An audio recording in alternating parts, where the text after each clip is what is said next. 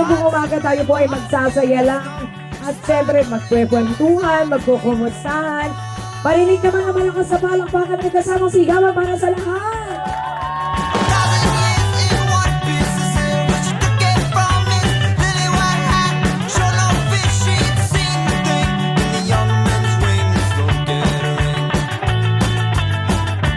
May mga bagay na nalilimutan tayo. Pero ano ang gamot sa taong nakakalimot? Ha? Babatukan. Siyempre, paalala. Thank you so much sa mga first timer na umattend. Sana hindi yung first time, sana sa mga susunod pang mga reunion na magkakasama-sama pa rin tayo. Thank you so much. Thank you, thank you, thank you. At talagang super blessed tayo lahat.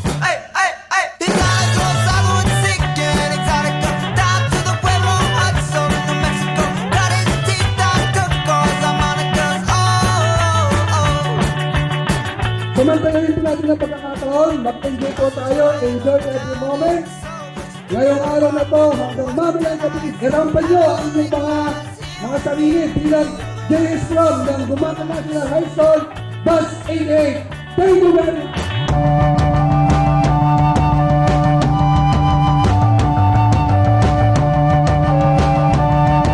Welcome po sa part 2 ng ating reunion sa taong ito ng 2026. Totoo pong nakaka-inspire, nakakatuwa. Tayong lahat nagkakaisa, nandito.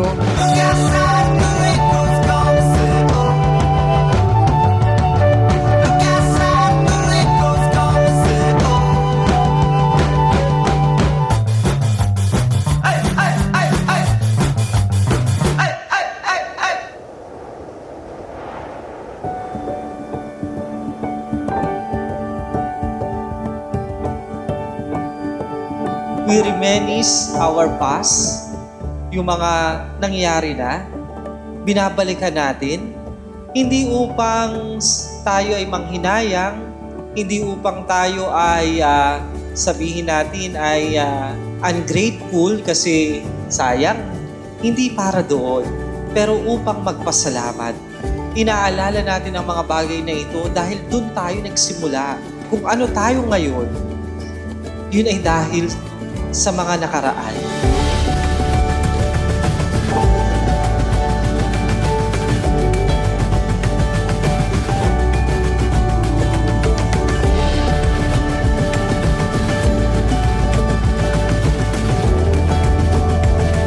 Nakakatuwang tingnan, no?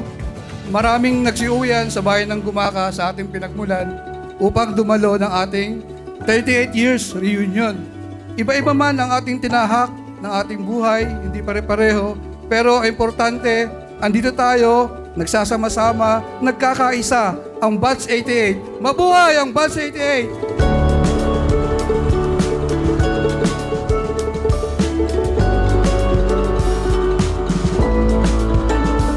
Panginoon, hinihiling po namin na manatili po sa amin ang love, peace, and unity upang maging mas masaya ang batch namin at puspos po ang blessing sa aming lahat.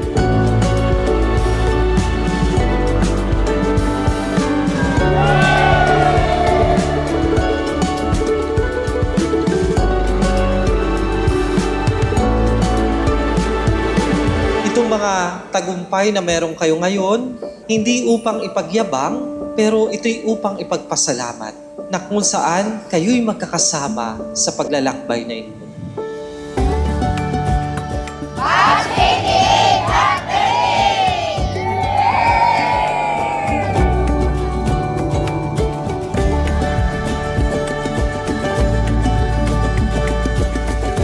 Binabati ko kayong lahat yung pag-38 na reunion.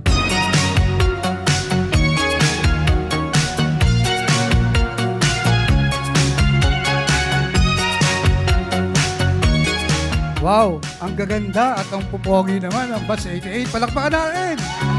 I see them marching off to war. They're looking so heroic. I'm told they won't be gone for Mga minamahal ko mga kapatid, pabalik tayo sa mga alaala. pabalik tayo sa paaralan at ipagpasalamat natin sa Diyos ang mga bagay na ito. Well, they say, don't you worry about the situation.